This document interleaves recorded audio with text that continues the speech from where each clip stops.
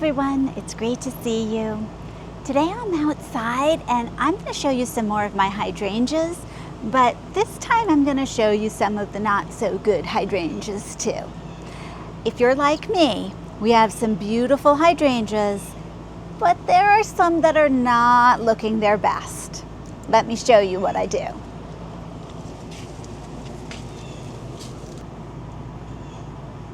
So here I am with our beautiful peppermint hydrangea. This hydrangea has been blooming. It was one of the first to bloom. It's done wonderfully. But when you look at this cluster of blossoms, there's a wide range of how well they're doing. Here's one that has a lot of brown in it. Oh, that's not really what I want. Here's one that just has a little brown. It's getting older. And then up here, here's one that's really still going strong. So you start to see this mix on your hydrangeas. And you know what? You should definitely cut off ones that don't look good. So people say, should you prune your hydrangeas? Well, this is a macrophylla, one of those blue or pink mop heads that are beautiful. And generally we don't prune them much. This is not pruning. This is just deadheading, and you can always deadhead and remove those that don't look good. So I'm going to come here to the one that's turning brown. This hydrangea has dried up. Whether it's in a little bit too much sun, that will do it a lot, where they don't stay looking as beautiful and then just age to a different color. They actually shrivel up and turn brown, or maybe it didn't get enough water, but this baby is not coming back. It is not going to look better. And when I look at it, that's not what I want on the bush. So all I do to deadhead is to go right underneath the flower. Here's my first pair of leaves, and I just clip. And that's it. And then this little part here, you can just throw away. This is not any good anymore. So that's deadheading.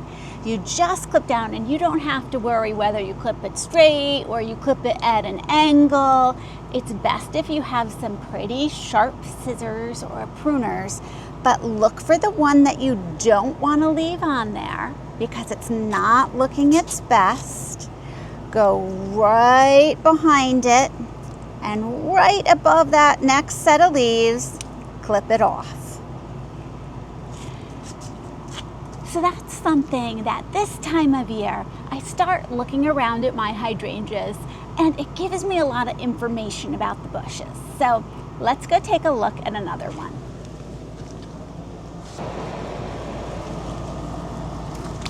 Here is Magical Ruby Red. It has been truly magical.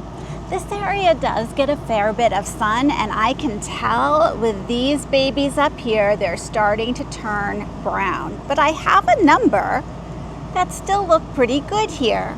So for this bush, I'm gonna go, I think it might be getting a little too much sun because I know I watered it really well, but that's okay. It did really well for a long time. Now, this is a little trickier. I'm gonna look underneath.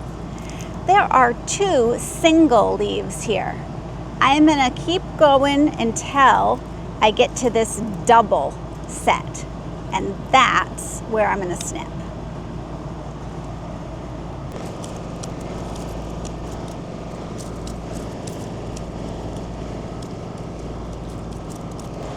Okay, so let's take a look at this. Now we're showing off those blossoms that are starting, and this is good for the plant because it can put its energy into these blossoms. Some that are reblooming are now going to possibly set some more buds for us, and it's going to have more energy to go into the root production too. So if the blossom's not looking good, off it goes. So I told you I was going to show you some hydrangeas that weren't looking their best, and this is definitely one. This is lovable. And it started out fabulous, but it's getting a little too much sun here, and because it's in a planter, it's not on drip for me. I had a very hot day that I didn't give it enough water and everything fried to a crisp. I don't want to admit this, but usually this happens to one of the hydrangeas each year, and it just happened to be this one.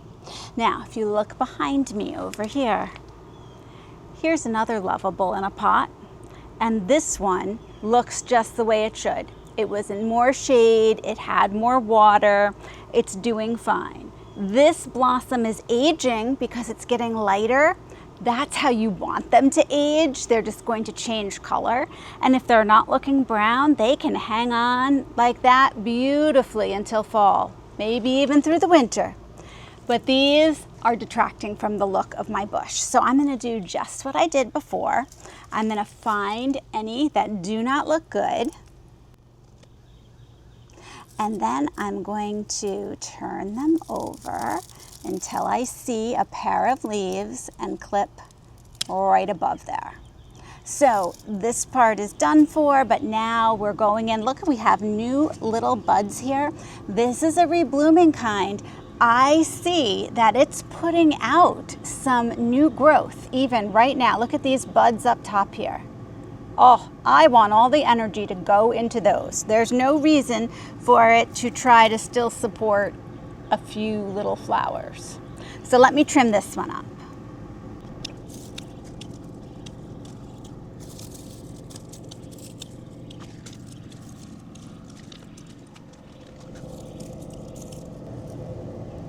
Okay. This was a little harder to do for some of them because some still have the pink on them.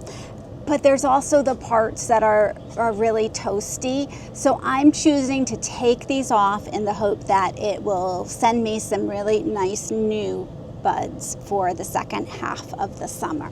And I think it will. So it's looking much tidier. This also has some leaves that have gotten sun scorched. You can take off any major leaf damage too, so that you don't notice that, if that makes you feel better. This, I don't particularly care, it's not that much, I'm gonna leave it on. Or some people would just even give it a little trim. Now here we have Vanilla Swirl, one of my favorites, highly recommend this one. This is doing just what I hope, and probably you are hoping to, happen for your macrophyllas. This was one of my first macrophyllas to start blooming. It blooms on new and old wood. So for the first part of the summer, it's blooming on last year's growth. And this was one of the first blossoms. So come nice and close to this one. This blossom is aging. I can tell that because it's not as bright a pink. I have some tinges of green here, but the actual petals still look like, I want to say nice and juicy, but they still look like they have life to them, even though technically this is past and it's aging. It's not brown, it's not crinkly at all. This is what you hope happens to your hydrangeas, that they start to age and change colors. Some will change to a green, some just fade. Some do get a little bit of brown on them, but it still looks nice and full of moisture and alive. So I'm going to leave this on here. It is still beautiful to me, even though it's aged. The rest of the bush is throwing up new blossoms. Take a look over here. These two are brand new buds, and that's because this blooms on new wood too. This is new growth from this year, so I'll get some brand new, beautiful balls of flowers here in the second half of the summer. And I don't mind if my old blossoms still look like just aged, but nice and big and full. I'll have the new ones with the old ones. So here's one more. This is Wee Bit Grumpy, and Wee Bit Grumpy has a lot of everything going on. It blooms on old and new wood, but we have some real crunchy guys here.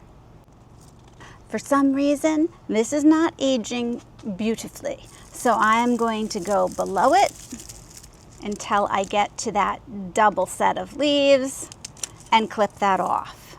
But then I have some like this one here, I can tell it's aging because the little florets are curling in a bit, but it isn't brown and crinkly, so I'll leave that. And then right next door, I have a pretty new blossom. So I like, actually this is a really new blossom here. I like the variety, I just don't like it when they look burnt. So go ahead, remember this is not pruning, this is deadheading. So we're not cutting it far, far back. We're just taking off the parts that don't look really attractive. I'm back here with my favorite purple hydrangea, and this one is aging beautifully. There are some little bits of crackly brown, but overall these are staying beautiful rounded balls with lots of purple color. I'm okay with just a little bit of brown like this. When I walk into the backyard, I just feel the vibrancy of these flowers. And as they age, they're going to get a little bit lighter, but they're still gorgeous. So these do not get deadheaded unless something changes. So you might remember, not long ago, just about a month ago, I planted up these 2 bag in a pot planters. And when I planted them, I put our beautiful zebra hydrangea in the center. And you probably can't even tell that now if you didn't see that. This is the first year that my filler here, these double impatiens, have really overtaken the center. So here's the great thing with the bag in the pot, I can reach in here and find the bag that zebra is in, because it is just not tall enough. And I can carefully lift that out. Look at this. Ugh. And there is zebra. So here's some of my old zebra blossoms. It is throwing up new blossoms. I want this plant to get enough sunlight so that these baby flowers really come to maturity. So I'm going to move that out, and oh boy, let's look back here. The rest of the pot is looking great. I have my lemon coral sedum, I have the double impatiens, and now I have a big hole where the pot is here. I need to go and get something else to put in here, something that will be tall enough to peek over the top. But this makes changing up the pot so much easier. I just love it. I'm going to do the same thing on the other side. This is the trickiest part, finding the handles. You want to be real careful. And there's a lot of plants here. Okay, here comes zebra. This is such a pretty hydrangea. There we go. Oof. Okay, and I'll add that hydrangea there, and another pot that I will get to plant something else in here. So maybe some really tall, I don't know. I could do really tall rudbeckia for the fall. That might be really nice. I could do some type of conifer. This is a great time to go to somewhere like Lowe's or Home Depot and get on sale at the end of the season some type of conifer tree to put in here. I am excited about this. Your bag in the pot just leaves room for so many opportunities, and you know, it was just meant to be. Enjoy the zebras for a while until they weren't tall enough. Although looking at them in the bags here, like, they're doing pretty well. It's not that they were short, considering that they're first year plants. I'm really, really happy with this. So now you've seen how my hydrangeas are doing. If you could, in the chat, give me a recommendation for what I can plant in these bag in the pot planters now, that would be so helpful for me. And I hope that you enjoy your hydrangeas and that you get out there and you deadhead so that they are looking their very best for you. Thanks so much for joining me, and I'll see you in the next video.